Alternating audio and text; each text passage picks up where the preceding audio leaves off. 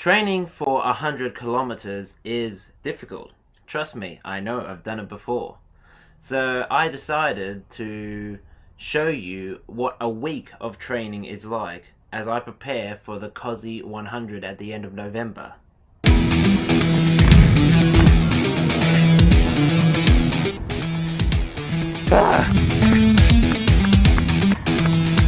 Let's go!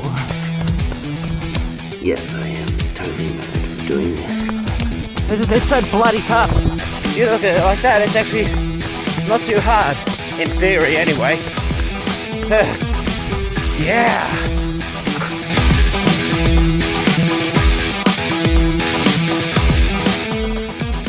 Right, first day of the week. Monday, no running. We are actually at the gym. Anytime Fitness, to be exact. This is where we're doing our strength and conditioning, so wish me luck. So yeah, Monday is always gym day for me. Monday is the day where I focus on my strength and conditioning. No running, nothing like that. Just focused on all the strength and conditioning training that my mate James has helped me out with. James, he actually works at Anytime Fitness, so that's where I go to in Blaxland. He's helped me out, try to get a bit of better focus on that area of training. Another difference compared to me at the UTA 100 and now preparing for the Kosci100 is that leading into the UTA 100 I'd only done about 3 or 4 weeks of gym prep. So that's not a lot of time in order to prepare you physically for the terrain and all the elevation gains and all the things that have to do with muscle fatigue. And having now done 1 gym session a week, since then I've been able to get stronger and see improvements, and I've especially seen it in races that I've done since then, like the Sydney ultramarathon's 50k race. That was the first time I saw the improvements in my strength in a race, and so that always gives me great confidence now that I'm looking focused on the Kosci100.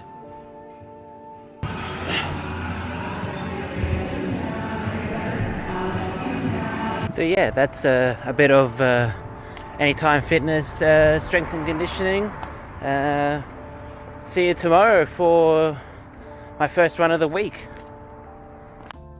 Right, it is Tuesday, so that means it is our first run of the week, which is today a tempo run, in which case I'm doing what's called a tempo 2-1-1, which means I'll run for 2Ks, easy pace, then do a hard 2K, then do 2 back-to-back hard 1Ks.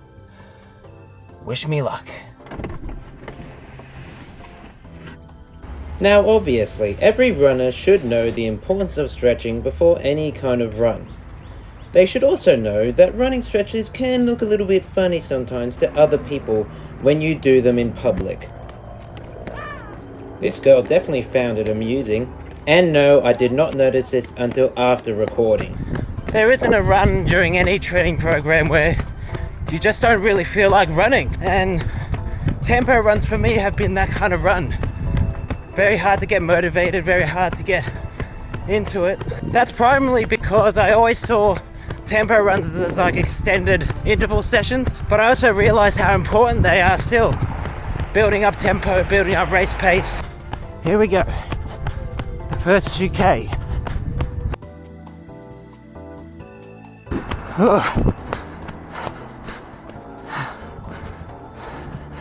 2K done. Right, we've done the first 2K. We got that within pace. That's good. Now time for the 2 1K tempo sessions. Let's get on with it. Right, we're about to start the 1K. Now, let's go.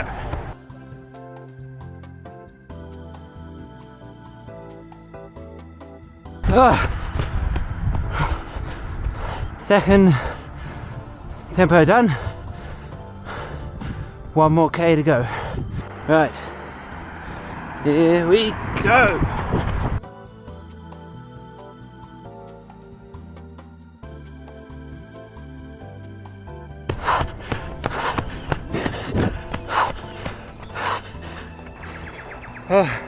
Really went for it in that last one. Oh, that was a tough one. But we got through it. Oh, that was a good one. 95% success rate there. I'll take that, of course. Yeah, like I said, the tempo sessions are hard, but when you get them done, they're very rewarding. They feel very good mentally as well. Yeah, right. So Wednesday today. It's just a little easy run, so nothing too serious. Yeah, not much to say about that except for that, but we've just got to crack on into it. The thing about easy runs is that there's never ever a particular pace that any single person has to do.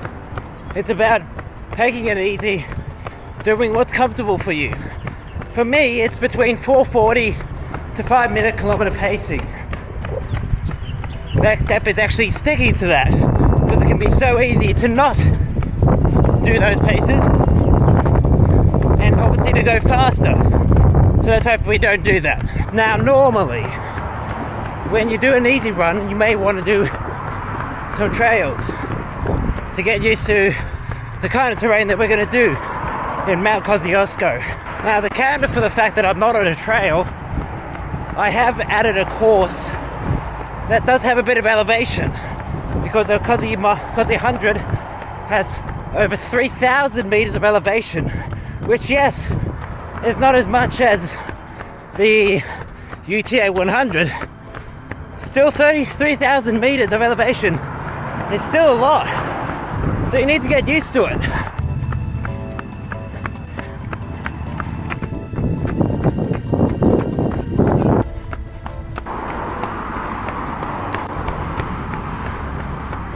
When I was first introduced to the idea of easy running, to me it sounded ridiculous. Why wouldn't you want to run at fast pace all the time? But now that I've done it, now that I've instructed it into my workouts every week, you see the benefits. It's just incredible. Just the fact that it's like you're going slow to go fast. It sounds weird, but that's how it goes. 7Ks are done now. Yeah, we stuck within the pace, 4:49. Yeah, nah, easy run done. Going well, stuck within the paces. Wasn't an idiot and went faster. But no, it went good. Now we're just walking back home. On to Thursday.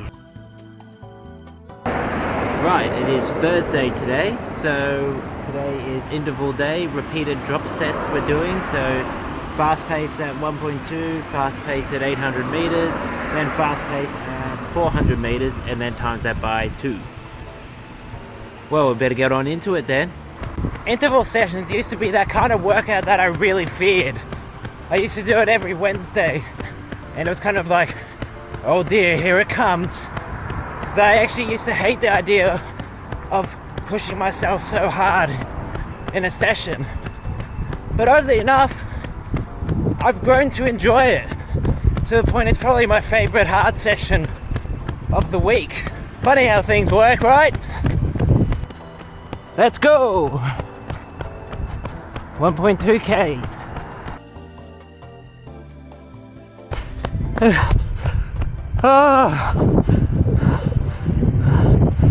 First 1.2 done. Bugger me.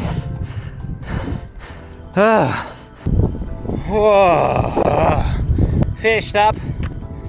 Man, those last sets of drop sets really kicked my butt. I was so knackered already before that one started. Didn't do too well in those ones, but we got through. Just. But yeah. That's all I've got for intervals then, hey? So yeah, it is an early morning. So for Saturday, because it's long run day. So it's a 32k long run, 22k is easy running, and 10k's at a particular pace. So yeah, so I'm a bit early because it's going to be warm later, so I don't want to get caught up in that. Got a light, just in case. Yeah. Yes, I am totally mad for doing this, but gotta do it. Gotta get them early morning runs in. People probably think I'm a little bit mad for going through here, and yeah, they're right. Yes, I have done the UTA 100, so I do know what it's like to race 100 kilometers. That being said, training for the UTA 100 is a bit different compared to training for the Kosci 100. There's 3 reasons I can give as to why. You got 1, before training for the UTA 100, I had never done an ultramarathon before. I hadn't even done a 50k before, so I had no clue as to what my body would be like or feel like from 50k's onwards. Number 2, the conditions are different as well. After finishing the UTA 100, I actually spoke to a couple of people who had done the Kosci 100 and the UTA 100, and what I had to be prepared for in Mount Kosciuszko. And they said that the weather can change on a dime due to the alpine weather down there. So you have to be prepared for running in hot, cold, wet, and sunny weather on the same day. So adaptability will be key. And number 3, the terrain. Yes, the Kosci 100 is about 3,000 meters of elevation. So that compared to the UTA 100 of 4,500 meters of elevation is a little bit, or a lot, smaller. But that being said, the terrain is different.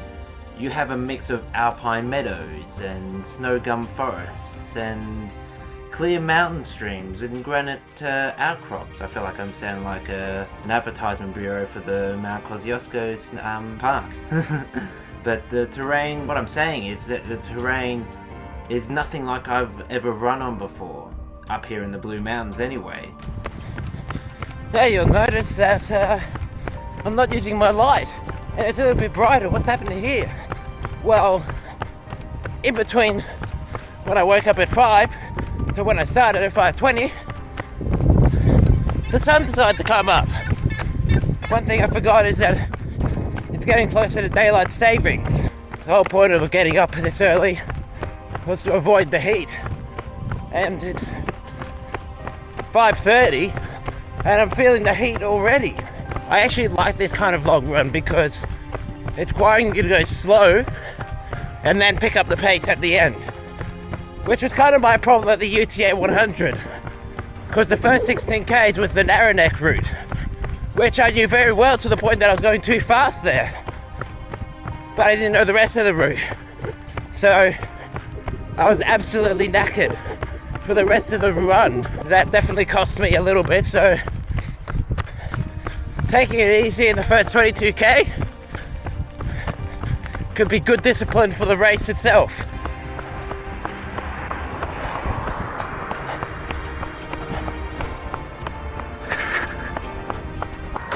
Well, we've got less than 4k to go before we go into the pace sesh part of the run. But the weird thing is, I've been attacked by 2 dogs. I say attacked, I mean that very loosely. Well, they literally just jumped on me as I was running past them. Things that have honestly never happened to me on a run. Ever. Well, first time for everything, I guess.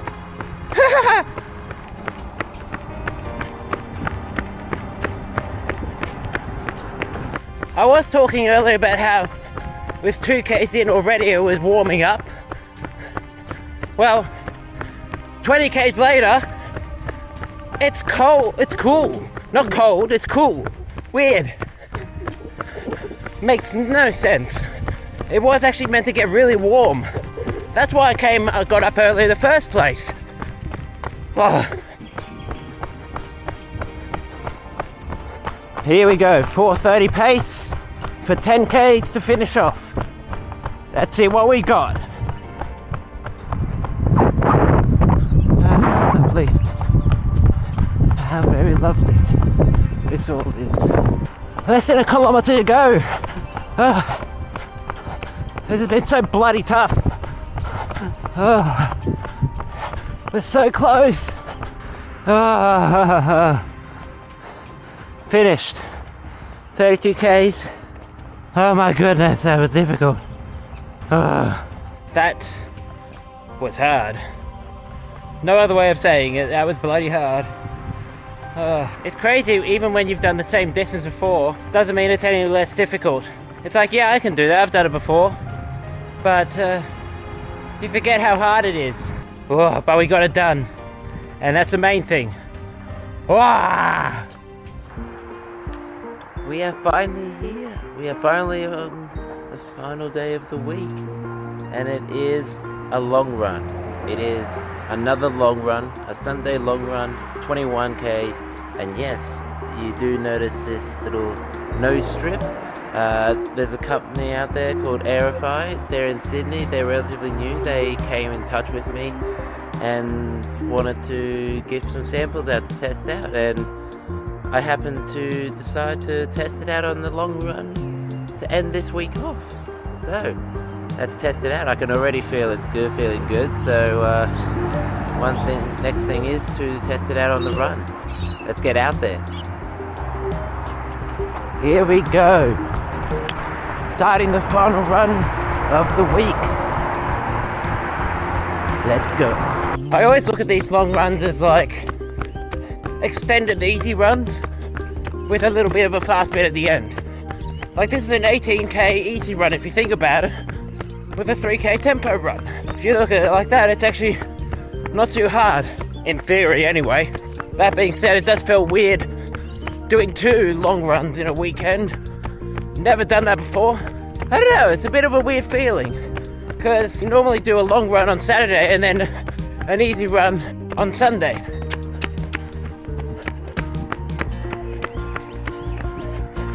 Now it's a 3k at 4 minute 15 pace.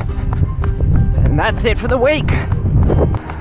Less than a kilometer to go. Let's go, come on.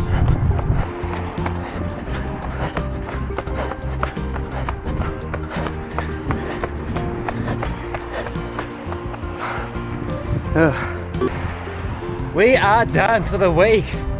Yeah. That last one was not as hard as yesterday, obviously, but the last 3Ks were definitely hard to keep the pace after doing 18Ks beforehand. Oh. And that is what ultra marathon training looks like for me in a week. Hope you like this journey this week. If you like this, don't forget to like and subscribe. Take care and God bless. Bye.